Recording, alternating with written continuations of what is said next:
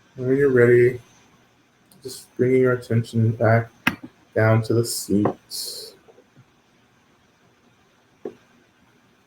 Noticing the weight of the body, making contact with the seat. And letting that sensation, the body and the seat, kind of ground you back into this moment. Keeping the light, right? Staying connected to the light, but also connecting to this anchor as well.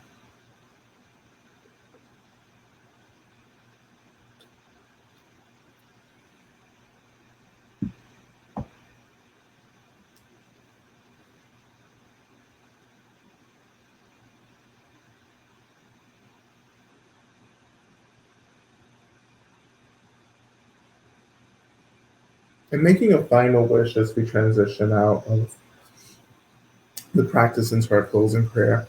Just making a final wish or prayer of all beings, especially all the beings we've offered prayers for, and all the beings that, you know, all the unsaid prayers, all the unarticulated prayers, all the prayers, and for all the people and beings that everyone experiences freedom and safety and access to the resources that they need, and that we all just get free as quickly as possible.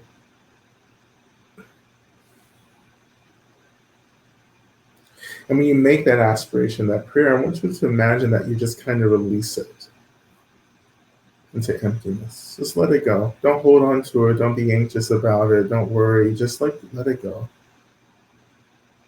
And trust that there are beings who will take that prayer and work on our behalf to bring about the fulfillment of those prayers.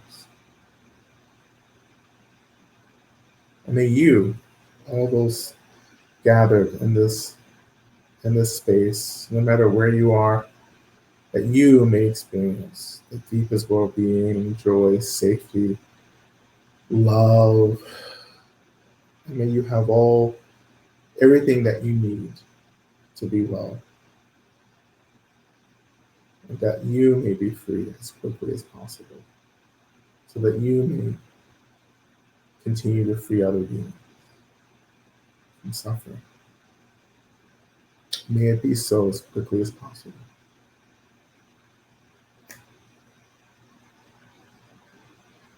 And turning our attention now to Shanti Deva's prayer, we will recite this 3 times. May I be a protector to all those who journey.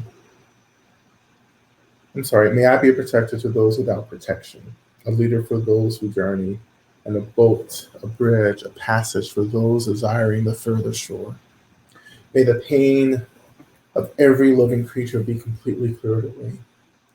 May I be the doctor and the medicine, and may I be the nurse for all sick beings in the world until everyone is healed. Just like space and the great elements such as earth, may I always support the life of all the boundless creatures, and until they pass away from pain, may I also be the source of life for all the realms of varied beings that reach into the ends of space. May I be a protector to those without protection, a leader for those who journey, and a boat, a bridge, a passage for those desiring the further shore. May the pain of every living creature be completely cleared away. May I be the doctor and the medicine, and may I be the nurse for all sick beings in the world until everyone is healed. Just like space and the great elements such as earth, I always support the life of all the boundless creatures, and until they pass away from pain, I also be the source of life for all the realms of varied beings that reach into the ends of space. And finally, may I be a protector to those without protection, a leader for those who journey, and a boat, a bridge, a passage for those desiring the further shore. May the pain of every living creature be completely cleared away. May I be the doctor and the medicine, and may I be the nurse for all sick beings in the world until everyone is healed. Just like space and the great elements such as earth, I always support the life of all the boundless creatures, and until they pass away from pain, I also be the source of life for all the realms of varied beings that reach into the ends of space.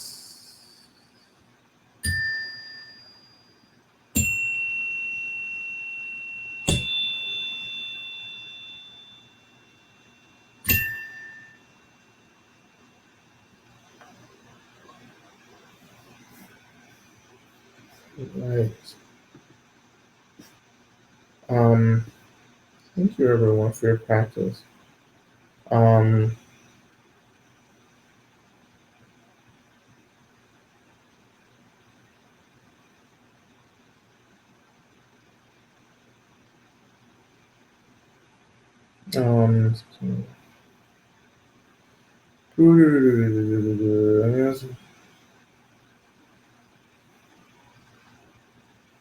um, okay. Um,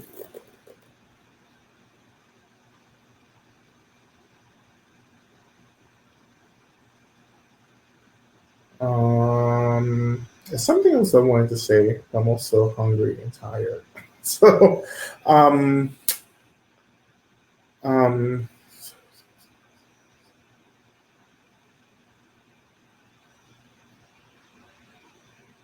just this question from MJ, about ayahuasca having, experienced psychosis and everything in the past. Yeah, I think again, it's whatever you think ayahuasca is, it isn't. It really isn't. And I don't know how to tell you what it is because no one could tell me what it was before I started practicing with it. Like it's just really an experience that you just step into. You make sure that you're with good facilitators, and a community that you trust. And that's the best, I think that we can do. And the medicine will take care of the rest. The medicine is the expression of the mother, right? And it's nothing but love. And if we're willing to get free, it will free us. It will take us there. So anyhow, thank you everyone for joining us for practice, and we'll be here again next week as well. And so some good news in the chat. Well, awesome. Um, it was what was it? It was something that started coming up. That's something I needed to share. I just don't remember. Um,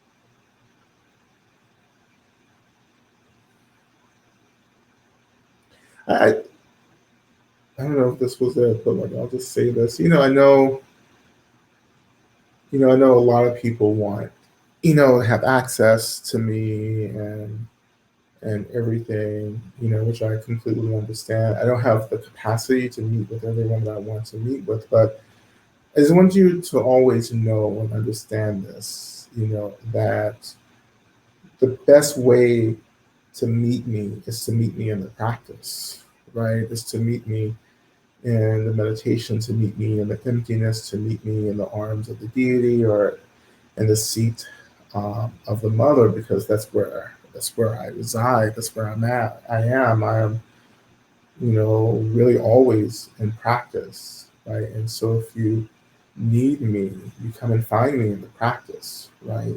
And to meet me there, that's a connection, that's lasting, So in the same way my teachers meet me in practice, I invite you to meet me in practice as well. Okay. This is why I do what I do, because I want you to take refuge in the practice, and in the practice, you have access to all the resources that you need. So in any case, I will see you all next week or in something. Who knows, what will happen. And I hope to see some of you in person next Wednesday or next Tuesday, whenever the Women's Sponsor Retreat begins. Okay. All right. Um, Thank you all so very much. And yeah, and I'll see you next week. All right. Thank you, everyone. Thank you for your practice.